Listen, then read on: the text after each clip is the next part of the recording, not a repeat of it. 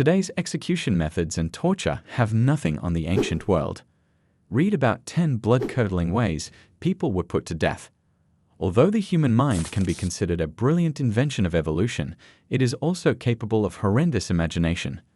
Throughout the centuries, the pages of history have sung about gruesome tales of torture, human ruthlessness, and the sadistic pleasure both individuals and groups of people derived from seeing others in excruciating agony. Learn, if you dare, 10 brutal ways people were executed in the ancient world. Number 10. Rat torture eaten alive. As joyful as the rats in the video above seem, rat torture is one of the worst things you can do. Rats are notorious for their voracious appetites. As a result, it's no surprise that people used them as torture devices in the ancient world. A rat was typically placed inside a small cage near the victim's abdomen. The rat became disturbed when the cage was heated from the outside using a candle, flaming stick, or hot coals. So how did it get away? By clawing its way through the only available soft surface, human flesh. The rat would swiftly chew its way into the victim's bowels, causing excruciating pain. This tactic effectively obtained information from prisoners and played on their psyches, adding a psychological component to the torture. Number 9. Crucifixion from the ancient world to the modern. Crucifixion is the first on this horrific list. This was done in the ancient world as well as in the 20th century. The Assyrians and Babylonians were the first to adopt it, followed by the Persians, Alexander the Great, and the Phoenicians, who launched it in Rome in the 3rd century BC. The crucifixion process entailed being tied or nailed to a wooden beam or cross. To support the person's weight, nails were drilled through the bones below the wrists. It was a brilliant placement because no major blood vessels were damaged, only the median nerve, which caused the fingers to spasm and the hands to stretch down in agony. The feet were nailed to the vertical part of the cross, and when the legs weakened, the arms were forced to support the torso, causing the shoulders to be ripped out of their sockets. The elbows and wrists would soon follow, resulting in arms that were several inches longer. At this point, the chest had to hold the weight of the body, causing respiratory issues and eventually suffocation. Number 8. The rack stretching the body. The rack was another well-known torture device in ancient times. It consisted of a table, usually made of wood, with axles and levers at both ends. After being made to lie down, the victim's wrists and heels were bound with leather straps or belts. The straps were attached to chains or ropes that looped around the axles. The torturers would then gradually push the levers, causing the axle to rotate and creating stress in the chain. The straps began to dig into the prisoner's skin, progressively stretching their bodies outward. The internal physical turmoil that one would have gone through is difficult to comprehend. Vertebrae expanded, joints, muscles, and tendons gave way, posture shifted, the ribcage pressurized the lungs, bones fractured, nerve endings became exposed, and the pain would have been near unbearable. As an added treat for the extra tough, they were placed on barbed axles that peeled their flesh away. Number 7. Keel-hauling dragged under. The horrible agony of keel-hauling ranks 7th on the list of the most brutal ways to die in the ancient world. The term derives from the Dutch word keelhalen, which means to drag along the keel, exactly what this torture method achieved.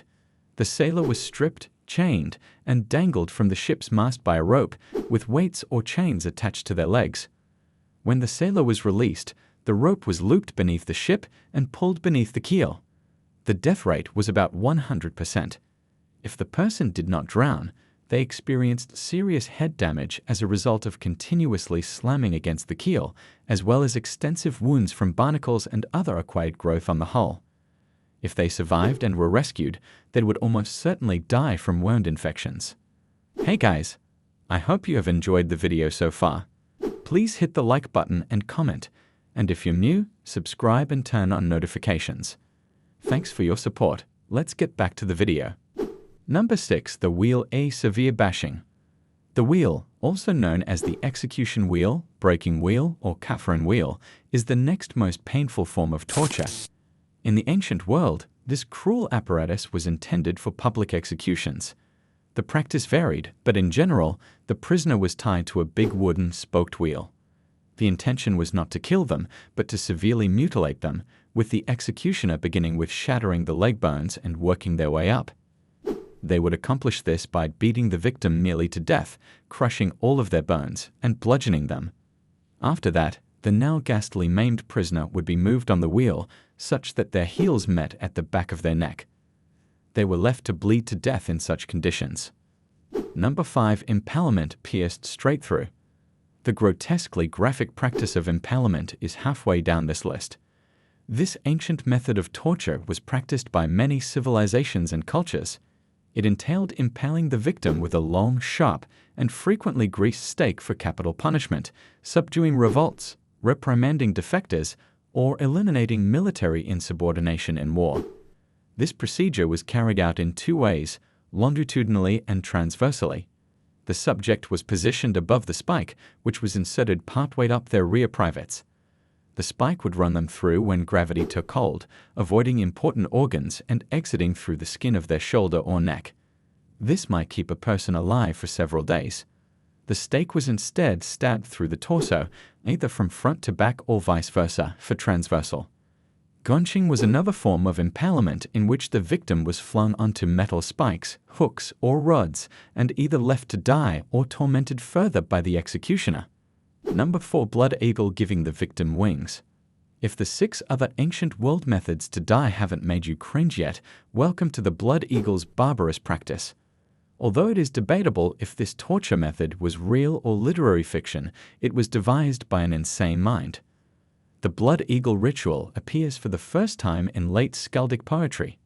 The victim would be kept alive as their back was ripped open, their ribs were separated from their spine, and their lungs were pushed out the incision to form a pair of gory wings.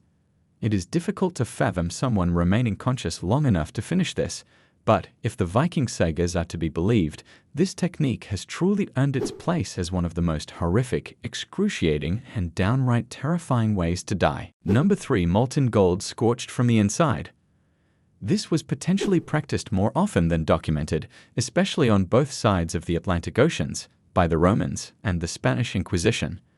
The technique is self-explanatory. The victim would be restrained, and their mouth forced open as heated gold was poured down their throat. The result would be severe damage to distal organs and the blistering of the lungs, ultimately leading to immediate death. Number 2. Flying skinned alive. Because of its sadistic approach, the next torture method almost takes the top rank. Because of the slowness of the operation, flaying or skinning was maybe the most agonizing of the ancient world execution methods. The victim was initially stripped naked and their hands and feet were restrained to prevent them from moving. Following this, the executioner would begin peeling away the individual's skin with a sharp blade, frequently beginning with the head, because this location would inflict the most pain due to the victim's consciousness.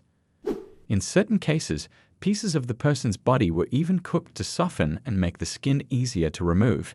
Flaying could cause death by shock, blood or fluid loss, hypothermia, or infection.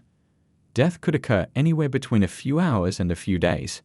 Despite its rarity in medieval times, a flayed body was a message, an eloquent canvas on which the punishment of secular power might be inscribed. Number 1. The Roman candle, the ancient world's ultimate torture method. The Roman candle ranked first among all cruel ways to die in the ancient world. Whether it's the execution style or the executioner who ordered it, this is terrifying on multiple levels. Nero, the Roman dictator, is one of history's most brutal and psychotic figures. He despised Christians to the point where he used them as human lights or torches at his garden parties. First, the victims were roped and nailed to lofty poles. Then a flammable substance was poured over them before they were set on fire. To prolong their agony, the fire was lit at their feet. This was a horrific way to perish, whether the Christians had rebelled against the state or not. It depicts how brutal punishments were in ancient, and how they were frequently the result of man's wicked ego and drive to rule what he perceived to be a lower populace. Thank you for watching this video. See you in the next video. Bye.